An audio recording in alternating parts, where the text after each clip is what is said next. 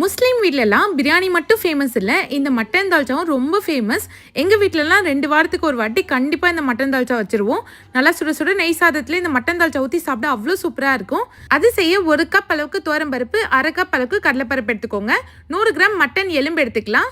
1/2 வெங்காயம், 1/2 தக்காளி சேர்த்துக்கோங்க.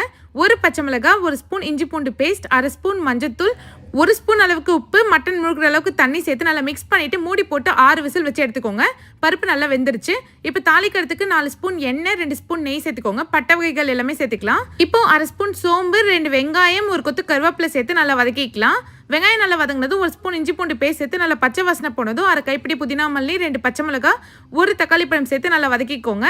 இப்போ இதில் 1/2 ஸ்பூன் மஞ்சத்தூள், 1 ஸ்பூன் தனி மிளகாத்தூள், 1 ஸ்பூன் மல்லித்தூள், 1 ஸ்பூன் சீரகத்தூள், 2 ஸ்பூன் மட்டன் மசாலா சேர்த்துக்கலாம். தேவையான அளவுக்கு உப்பு சேர்த்து இதையும் நல்லா வதக்கிக்கலாம். இப்போ கத்திரிக்காய், உருளைக்கிழங்கு, வாழைக்காய், கேரட் எல்லாமே சேர்த்து நல்லா வதக்கிக்கோங்க. இது கூடவே காய் முழுகிற அளவுக்கு தண்ணி சேர்த்து 10 நிமிஷம் நல்லா வேக வச்சு எடுத்துக்கலாம். காய் நல்லா வெந்ததும் வேக வச்ச பருப்பு இதோட சேர்த்துக்கலாம். கூடவே ஒரு லெமன் சைஸ் அளவுக்கு புளியை கரைச்சி வச்சிருக்கேன், அதையும் சேர்த்து நல்லா மிக்ஸ் பண்ணிக்கோங்க.